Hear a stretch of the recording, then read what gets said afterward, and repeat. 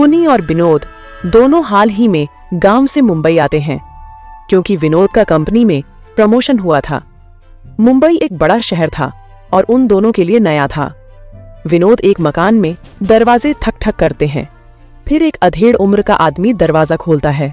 नमस्ते, हम दोनों पति पत्नी को रहने के लिए किराए पर मकान चाहिए। हमें आपके पास मोहन चाचा ने भेजा है। फिर उस आदमी कुनी को ऊपर से नीचे तक देखता है और कुनी को देखकर आगे बढ़ते हुए बोलता है, अरे अच्छा, तो आप ही विनोद हो। मुझे मोहन ने तुम्हारे बारे में बोला था। ठीक है, आप ऊपर वाला रूम किराए पर ले लो। और हाँ, इस फ्लैट के किराए के मामले पर मैं बहुत ही सख्त हूं। किराया हर महीने की एक तारीख को आ जाना चाहिए। लड़कियों के मामले में रामू बड़े ही शौकीन थे। वो हमेशा लड़की को ही किराए पर रूम देते थे और उन लड़कियों कमेंट मारते रहते थे।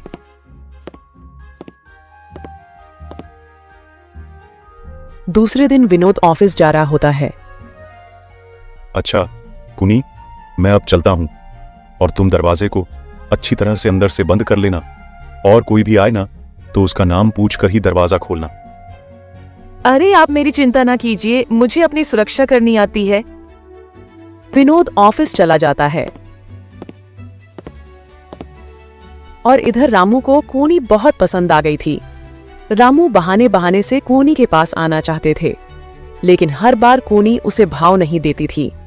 रामू जब से उसे देखा था, वो उसे मन ही मन प्यार करने लगे थे। ये कितनी खूबसूरत लड़की है, मेरी नजर इस पे से तो हटती ही नहीं है। अरे यार, मैं ऐसा क्या करूं कि ये देसी लड़की मेरे जाल में फंस जाए। यह कहकर रामू जी सोच में पड़ जाते हैं। मेरे पास एक प्लान है, अब इसको अप्लाई करने का वक्त आ गया है। रामू जी कूनी के फ्लैट की इलेक्ट्रिसिटी काट देते हैं। ये एकदम से लाइट को क्या हो गया? अंधेरे में मुझे काफी डर लगता है।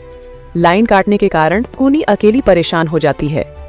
यह कहकर वह फ्लैट से बाहर बालकनी में आती है तो देखती है कि सारे बिल्डिंग की लाइट है, बस उसके फ्लैट की ही लाइट कटी हुई है। अरे अब क्या करूं? रामू जी से बात करती हूं। फिर रामू जी को कॉल करती है। लगता है मछली जाल में फंस गई।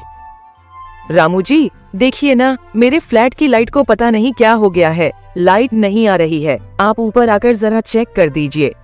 अरे कुनी जी, आप परेशान मत होइए, मैं अभी आता हूँ। फिर थोड़ी देर बाद रामू जी वहां आ जाते हैं।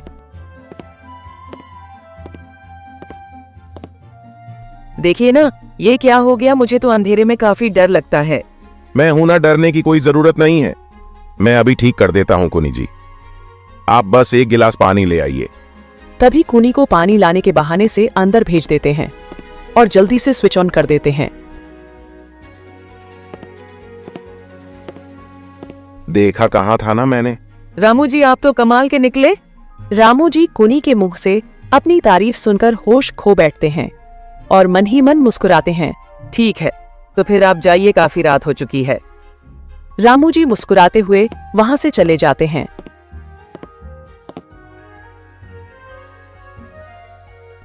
फिर सुबह होने पर रामू जी विनोद के ऑफिस जाने का इंतजार करते रहते हैं। जब विनोद ऑफिस चला जाता है तो वह कोनी के पास आ जाते हैं। रामू जी आप यहाँ, कुछ चाहिए था क्या? रामू जी मन में बोलते हैं। चाहिए तो बहुत कुछ जी, पर अब तो सिर्फ तुम्हें चाहने की ख्वाहिश है। रामू जी आप बार बार कहाँ खो जाते हैं? वो आपके साथ बैठकर चाय पीने का मन कर रहा था। क्या? वो एक कप चाय मिलेगी क्या? हाँ क्यों नहीं, आप बैठिए, मैं अभी आपके लिए चाय लेकर आती हूँ। रामू जी घंटों बैठकर चाय पीते हैं और कोनी को देखते ही रहते हैं। रामू जी आप इतना मुस्कुरा क्यों रहे हैं? क्या बात है, मुझे बताइए। नहीं कुछ नहीं, बस आपको देखकर किसी की याद आ जाती है। अब तो यह रोज की बात हो गई थी। विनोद के जाने के बाद रामू जी कोनी के पास आ जाते हैं। कभी चीनी तो कभी नमक, कुछ न कुछ मांगने के बहाने कोनी को देखने के लिए आते रहते हैं। फिर एक दिन रामू जी अपने मोबाइल में कोनी का फोटो देखते हुए बोलते हैं। कब तक मैं इस तरह से बस फोटो देखकर अपनी भावनाओं का गला घटता रहूं? अब मुझसे कोनी को देखकर बर्दाश्त नहीं होती। कुनी को मैंने कितने अपॉर्चुनिटी दिए, पर वो है कि मेरे प्यार को समझ ही नहीं रही है। फिर एक दिन कूनी घर को बंद करके मार्केट जाती है। तभी रामू जी के शैतानी दिमाग में एक आइडिया आता है। वह जल्दी से डुप्लीकेट चाबी से कूनी के घर को खोलकर उसके बाथरूम में घुस जाते हैं और एक हिडन कैमरा लगा देते हैं, जो कि देखने में बहुत छोटा। कुनी मेरी जान, मैं अब हमेशा तुम्हारे करीब रहूंगा और अब मैं तुम्हें नजदीक से देखूंगा। अगले दिन रामू जी कूनी का नहाते हुए एक वीडियो अपने मोबाइल पर रिकॉर्ड कर लेता है। अब आया ना पहाड़ के नीचे। अब मैं इस वीडियो से कूनी को ब्लैकमेल करूंगा और अपनी ख्वाहिश को पूरा करूंगा। अगले दिन जब विनोद काम पर चला जाता है, तब घर की बेल बजती है। अरे जरा दरवाजा तो खोलिए ना। क्या हुआ रामू जी, आपको कुछ चाहिए था क्या? रामू जी जल्दी से दरवाजा बंद करता है और कूनी का हाथ पकड़ लेता है। अरे बस भी करो कुनी बेबी, तुम्हें पता है तुमने मेरी रातों की नींद उड़ा दी है। मैं तुमसे बहुत प्यार करता हूं। मैंने कितनी बार तुम्हें बताने की कोशिश की, पर तुम हो कि मेरी बात को समझना ही नहीं चाहती हो। आपका दिमाग तो खराब नहीं हो गया है? छोड़िए मुझे। तुम्हारे प्यार ने मेरा दिमाग खराब कर दिया है। कूनी, मैं पागलों की तरह तुम्हें चाहता हूं।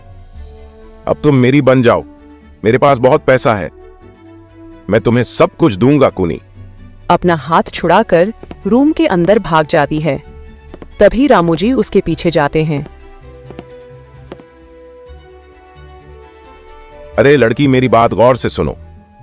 मैं तुम्हें चाहता हूं और तुम्हें पाने के लिए कुछ भी कर सकता हूं। चुपचाप मेरी बात मानो और मुझे खुश करो। नहीं, मैं ये काम आपके साथ नहीं करूंगी। फिर रामू जी मोबाइल में उसका वीडियो दिखाते हैं।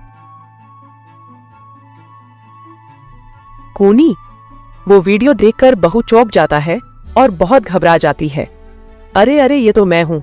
ये वीडियो आपके पास कैसे आया? आपने मेरा वीडियो बना लिया, लेकिन प्लीज आप ये वीडियो डिलीट कर दीजिए ना, नहीं तो मैं किसी को मुंह दिखाने लायक नहीं रहूंगी। कुनी, अगर तुमने मेरी बात नहीं मानी तो मैं ये वीडियो वायरल कर दूंगा। ये देखने के बाद भी मना करना है तो मैं वीडियो अपलोड कर रहा हूं। अगर अपना भलाई चाहते हो तो मुझे खुश करो। इतने में कूनी रोने लगती है।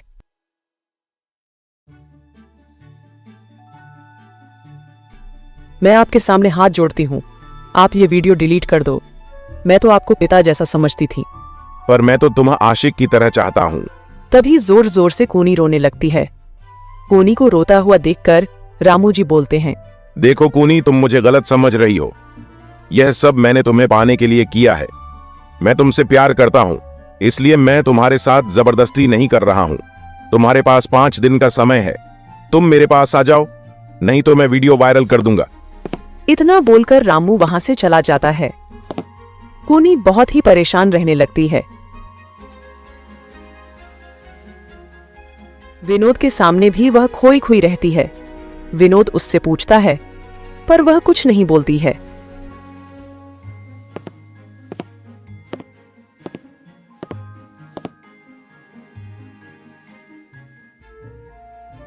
रात होने पर विनोद सो जाता है। तब अचानक से विनोद की नींद टूट जाती है। वह देखता है कि कूनी रो रही है। क्या हुआ कुनी, तुम रो क्यों रही हो? मैं देख रहा हूं कि तुम काफी दिनों से उदासी में खोई रहती हो। अगर मुझसे कोई गलती हो गई तो मैं तुमसे माफी मांगता हूं। तभी कूनी खुद को रोक नहीं पाती है और वह विनोद को सारी बात बता देती है। विनोद का गुस्से से आंख लाल हो जाता है और वह रामू को मारने जाने लगता है। आज मैं रामू को जिंदा नहीं छोड़ूंगा। कूनी उसे रोक लेती है और उसे समझाती है कि वह वीडियो वायरल कर देगा। फिर सुबह होने पर वह दोनों पुलिस के पास जाते हैं और पुलिस को सारी बात बता देते हैं।